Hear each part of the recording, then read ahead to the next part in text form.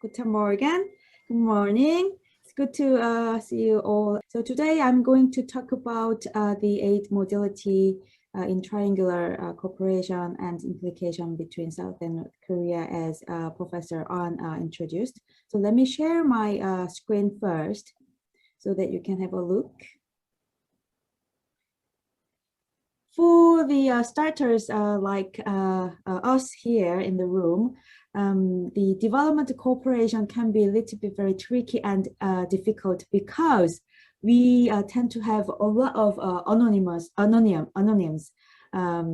So people tend to tell me all the time that why you love those anonyms rather than having full names.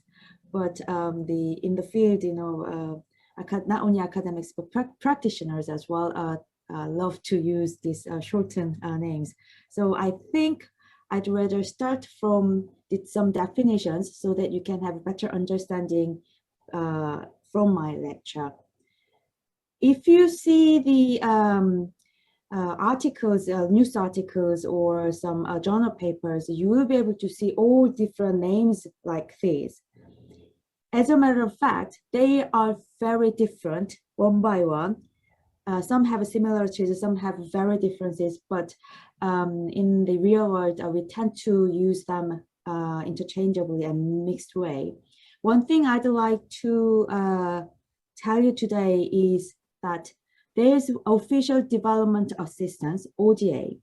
ODA is the one which a developed government or so-called high-income government or rich government send their money based on their taxpayers' money as a part of assistance to the other developing countries. So that is from government to government. And also the government sent their budget finance to the international organizations like UN, and then UN again then resend those assistance to the developing countries. That is also part of ODA. Mostly in the US, they tend to use foreign aid than development aid. It's because US aid tend to have military aid component. And military aid is not part of ODA. So as you can see, most of the European countries, they tend to use development aid than foreign aid is because their aid tends to be more altruistic than a US aid when US aid includes military aid. So this kind of terminology understanding needs to be there, but don't worry that much about that. What you need to remember here is that ODA is the government to government mechanism, and foreign aid can include military aid, and ODA does not include military aid. And most of the times in my talk, I tend to mention to having development aid than foreign aid, because I don't include military aid as development assistance. Also, what you need to understand is the term between bilateral aid and multilateral aid, and also grant and loan. Bilateral aid literally is bilateral, so from one country to the other country. But multilateral aid is normally various countries send their finance to multilateral organizations like UN or World Bank, and those organizations send out the finance to developing countries. So that is multilateral aid. Grant aid is, again, literally, it's grant. The recipient countries do not need to pay back after receiving financial or in-kind or technical assistance from other countries or international organizations. But loan aid means that they need to pay back in the future. Here, the difference between concessional loan aid and commercial aid is that the concessional or loan aid has longer grace period, which means, for example, a country like Tanzania received loan aid from Germany, then based on this concessional or loan aid, they then need to pay back the money after like 30 to 50 years. So if you think about the present value of that amount, the 100 euro today will not be the same after 30 or 50 years. There will be a lot less in terms of the value. So this is how the loan aid works. So it's more or less like near to grant, but still they have to pay back, because normally loan aid size is a lot larger than grant aid. But still, if we think about the grace period, the present value will be different. And also the interest rate is really low compared to the commercial aid, a commercial loan. So that's how this government-to-government loan aid mechanism works. So I want you to be able to distinguish between loan and grant aid, and also bilateral and multilateral aid in my lecture today, because the triangular cooperation has something to do with grant aid than loan aid. So this is the basic definition which I want you to take on today, and hopefully you all understood these. So then let's talk about what then the triangular cooperation means. In the traditional way, if you see in this second upper box, the traditional donors send the aid to recipient countries. But in this triangular cooperation, we now distinguish between middle income recipient country and low income recipient countries because of the emergence of countries like BRICS, Brazil, Russia, India, China, and South Africa. And nowadays, sometimes we also tend to include Nigeria or Mexico, depending on their economic situation. So these countries, whilst they receive aid from traditional donor countries like Germany or UK or EU or France or US, they began to provide aid to other countries whose economic situation is worse than themselves. So this is why this term of triangular cooperation, aka TRC, came out in this community of international development. So they now have 4 different formats of triangular cooperation. Here, the beneficiary country means the traditional recipient countries, low-income countries like African countries or South Asia countries. The pivotal countries is the one who receive the donor aid, but then also send the aid to other countries like middle-income countries, BRICS countries, typically. And the provider in this mechanism is the traditional donor countries like EU countries or Korea, Japan, or some of the Eastern Europe countries or US.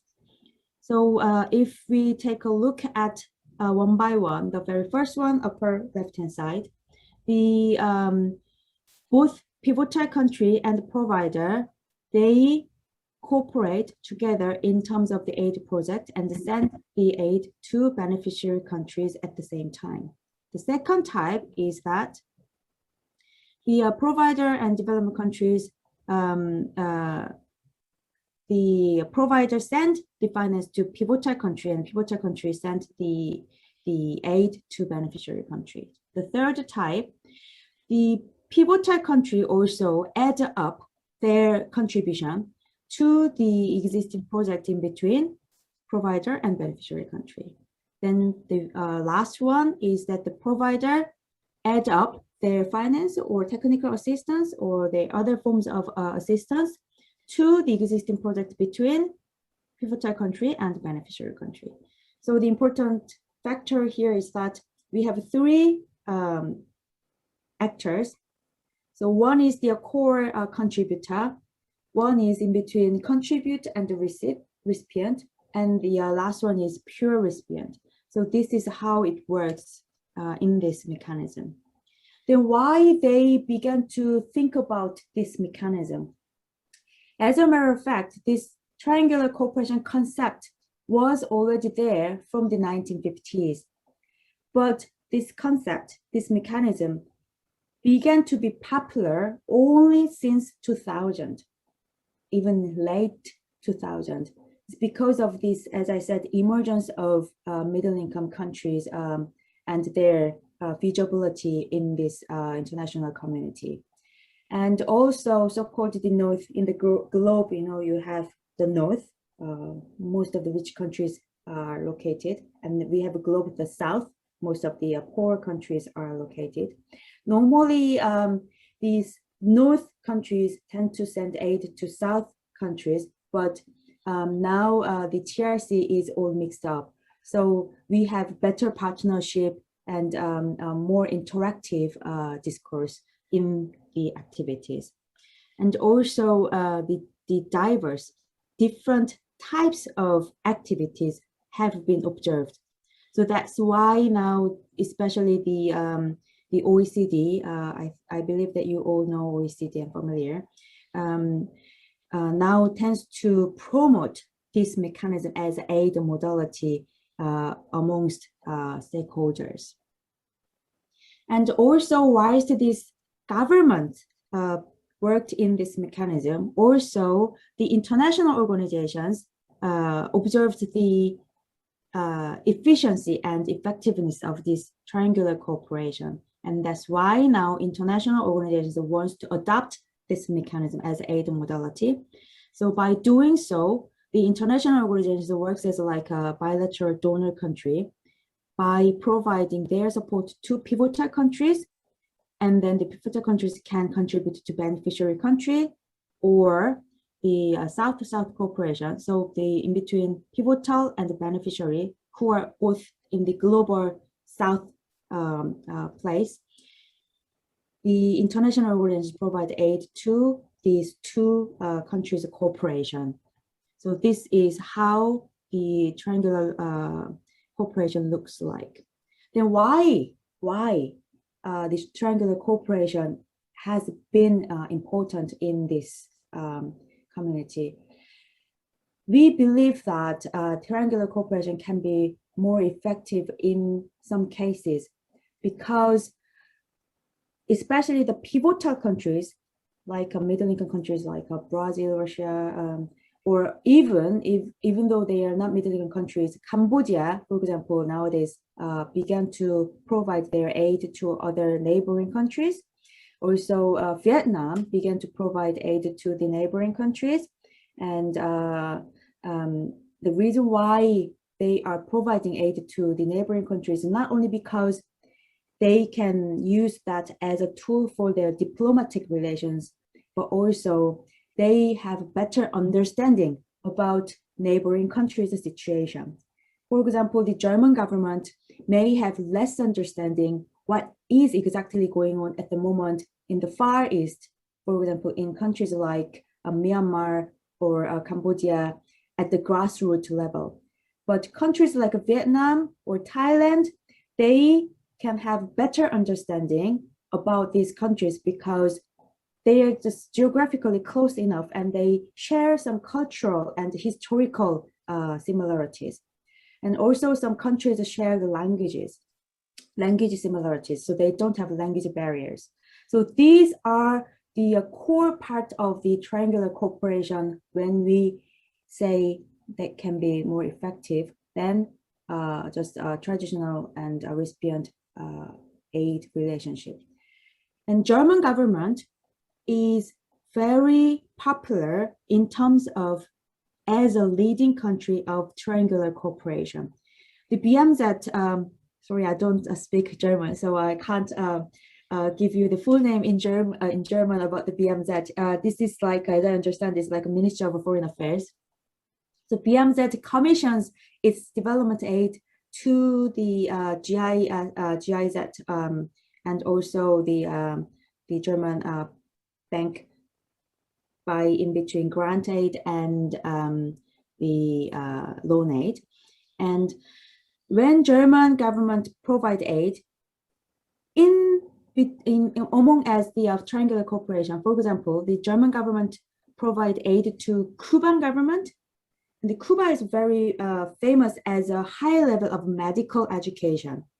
So the Cuban government can bring the medical students from countries in Latin America. Then when Cuban government bring these students, they provide scholarships based on German government's aid money. So in that way, the Cuba, because as you know, the Cuba shares the same language, Spanish, with other Latin American countries. So Cuban government can provide more medical education to the Latin American students, and they go back to their countries and they can contribute to what they learned. So this is like a knowledge development. But the Cuban government itself does not have enough financial capacity. So the German government provides the financial input, and Cuban government provides the opportunity of the medical education for the country students in countries in Latin America where their economic situation is really difficult. So in this way, this triangular cooperation works really well. So that is better for these students coming to German by learning German as their language and having their medical school education in Germany. And when they go back to their country, they have to adopt all these different terminology from German or sometimes English to Spanish. But when they have their medical education in Cuba, they don't need to have these barriers, language barriers. And at the same time, they can adopt more local-based knowledge, which means in Germany, you don't have that much malaria cases, but in Latin America, they have a lot of malaria cases. Then they need to be able to treat malaria more than the disease which is more prevalent in Germany. So in this way, this triangular cooperation can work a lot better. So that's why we want to understand the triangular cooperation nowadays. And why then the countries decide to use these specific aid modalities? They have three major reasons. Number one is based on the international norms. So since the 2008, the International Donor and Recipient Society began to talk about triangular cooperation, and they tend to encourage countries and international organizations to participate in this mechanism more and more. So that is why now the triangular cooperation and its effectiveness works as a national norm. And that is how the countries tends to select this as aid modality. And the second reason can be found at the domestic level. So in domestic level, the political environment on this taxpayers' money, the aid, they have discussions and they also try to find their self-interest. For example, the countries where they want to have a stronger diplomatic relations with other recipient countries, but could not find a way to reach out there, then they can contact the pivotal country so that they can still have this diplomatic relations by providing aid through the third country. And the final reason can be found at the recipient level. So when the recipient have their needs there, and when the triangular cooperation works better, then donor countries can decide to provide aid through triangular cooperation rather than bilateral way. So these are the main reasons why the countries want to choose a specific aid modality. And the case of South Korea, let's have a look. The Korea is not that much active in terms of triangular cooperation. As you see, the Germany is in this, and nowadays German case is becoming like with Japan, so more than 100. And German government also produced this special report about their triangular cooperation experience. So that is how some countries promote triangular cooperation more and more. Even though the case from South Korea is really low in terms of triangular cooperation, it has been considered as a very effective modality for the future consideration. Before we go in more details, we also need to understand the mechanism of South Korea's aid structure. As I mentioned, we have grant aid, loan aid in the ODA, and in Korea, under the Ministry of Foreign Affairs, the KOICA, as Professor An explained at the beginning, I used to work for the KOICA first after my PhD. KOICA provides grant aid only, and I moved to the EDCF in the Korea Export-Import Bank, and the EDCF provides loan aid only under the Ministry of Strategy and Finance. And we have a Korea Development Institute, which has a close relationship with the Ministry of Strategy and Finance, but also provide so-called knowledge sharing program at KSP with forms of grant aid. And these three entities are the ones who are involved in triangular cooperation in South Korea.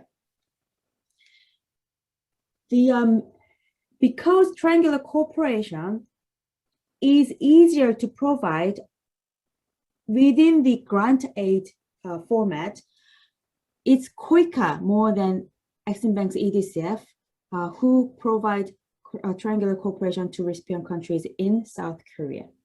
And for the KOICA, not only because of these domestic reasons, also because of the international pressure, the KOICA tries to adopt triangular cooperation within its activities more and more, and also partially because of the recipient countries' necessity there.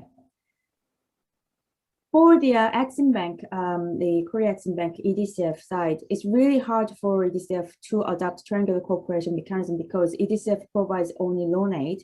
And for loan aid, because the loan aid is in bulk size, it tends to be involved mostly with construction, like the highway road or the seaport or big buildings like hospital buildings or dam construction.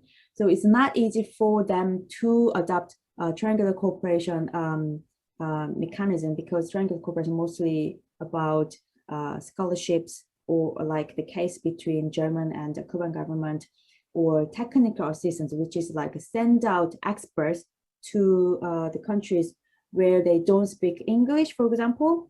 Then the British government can fund the activities and of Malaysian government, and Malaysian government can send out their people to neighboring countries where they share same culture of this Islamic or share the same language, so that they can train people without language barriers. But for EDCF, this kind of mechanism can be really difficult to adopt because of its loan aid character. But still, because of this international pressure and within the Korean government, with this domestic pressure, the EDCF tries to see how they can adopt the triangular cooperation within their mechanism. And finally, the Korea Development Institute's knowledge sharing program is fully about the grant aid, and it had case of triangular cooperation, which South Korea sent its knowledge sharing program to North Korea. And we're going to have a look about this in more details. So as you see from the table, in between 2001 to 2010, KDI, or Ministry of Unification even, send the finance support to China or Cambodia or Russia. So these countries send out technical assistance or experts or the teachers to the North Korean universities so that they can have more knowledge development. But it's all stopped because of the recent sanctions. So we no longer provide aid to North Korea, even through the triangular cooperation, but that was what we could see from the past. So what are the implications? Theoretically, not only these three factors like international, domestic, and recipient level, there are sometimes more than these three reasons why donors choose certain aid modalities. But more in practically, the triangular cooperation can become another effective form of aid from South Korea to North Korea, especially when South Korean government faces domestic political difficulties sometimes, and also sometimes it's really hard to negotiate with North Korea because of this different understanding in between ideological approach. So the TIC can be a very good aid modality for South Korea to use in the future when sanctions become released or partially released, then they can provide aid to neighboring countries of North Korea, like Russia or China. Then they can provide some more technical assistance to North Korea in the future. And especially nowadays, you know, the funds to North Korea is dramatically decreased, and North Korean people are suffering from this lack of aid at the moment. And sanctions tends to give more hard times to North Korean civilians rather than changing the regime of North Korea, because the sanctions, their main purpose is to change the regime, but it does not happen in that way in the case of North Korea. It hasn't. So that's why now it's time for us to think about in which way we can provide aid to North Korea in more effectively, even though we are having difficulties with sanctions. And for example, recently, the humanitarian aid also stopped into North Korea. So these kind of mechanisms needs to be discussed more and more in international society in order to bring various ideas for North Korean civilians. And under the COVID-19 situation, as we all may know, the situation is becoming worse and worse. Even though the COVAX now provides a vaccine to North Korea, it's just only for 3% of North Korean population. So having the vaccination into North Korea can be another way of starting aid to North Korea. So I think that is the end of my lecture today. I think I can invite questions from you now. Thank you very much.